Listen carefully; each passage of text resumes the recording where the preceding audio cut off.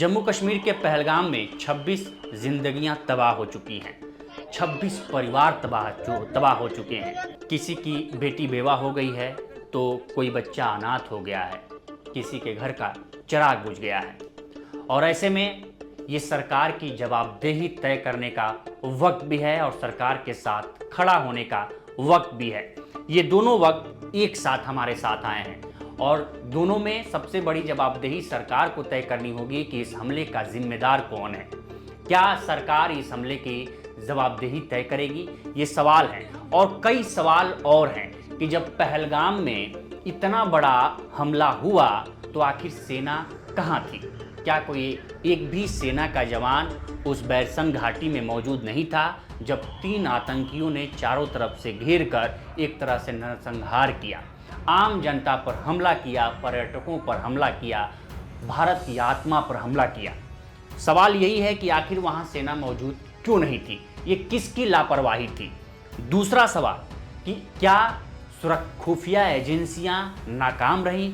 क्या खुफिया एजेंसियों को पता नहीं चला? क्या इनपुट नहीं मिले कि इतनी बड़ी आतंकी घटना होने वाली है? तीसरा सवाल कि अगर खुफिया एजेंसियों को अगर ये खबर मिली थी कि आतंकी हमला होने वाला है तो आखिर वहाँ जो बैरसंग घाटी है पुलवामा में पहलगाम में वहाँ सेना की तैनाती क्यों नहीं की गई? कई सवाल हैं। चौथा सवाल ये है कि आखिर क्या सरकार ने भारत की जनता से झूठ बोला? क्योंकि लगातार केंद्रीय गृह मंत्री अमित शाह सदन में ये कहते रहे कि जम्मू कश्मीर में नॉर्मलसी आ गई है, यानी कि जम्मू कश्मीर सामान्य हो गया है। क्या ये भारतीय लोगों के साथ, पर्यटकों के साथ ये धोखा नहीं था? आप कहते हैं कि देश सुरक्षित हाथों में है। अगर देश सुरक्षित हाथों में है तो आखिर इतने बड़े हमले को कैसे अंजाम दिया गया?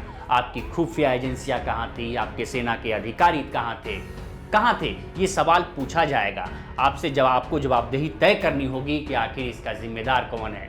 क्योंकि ये एक संयोग है? जब पिछली बार डोनाल्ड ट्रंप आए थे, यहाँ नमस्ते ट्रंप हुआ था, उस वक्त दिल्ली जली थी, दिल्ली में बहुत भयंकर दंगा हुआ था।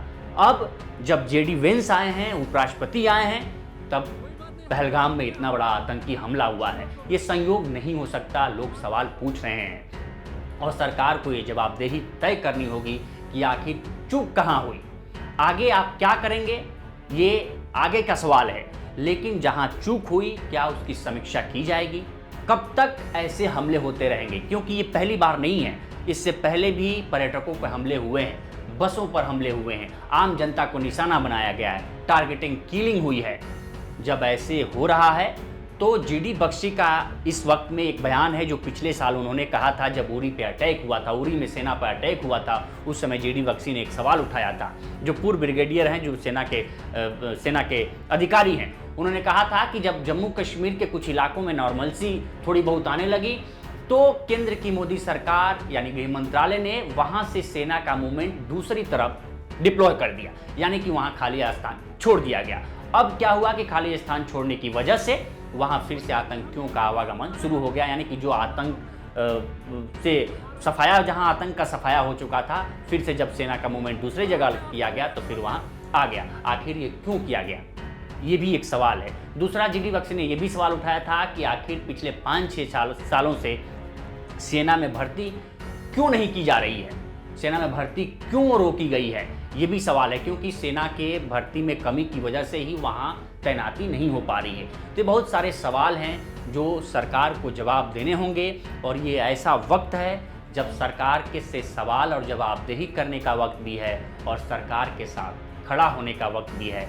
क्योंकि ये हमला भारत की आत्मा पर हमला है। ये कुछ हमला इसी तरीके से हुआ है जिस तरीके से इजराइल में हमास ने किया था कि वहाँ पर्यटक मौज मस्ती कर रहे थे, पर्यटक खा पी रहे थे, कोई हनीमून मनाने आया था तो कोई घूमने आया था, अलग अलग प्रकार से लोग पहुँचे थे, लेकिन चारों तरफ से घेर कर मारना ये कतई भी बर्दाश्त और कतई भी क्षमा योग्य नहीं है। तो सरकार को जवाबदेही तय करनी होगी और सरकार को ये बताना होगा कि चूक कहाँ हुई।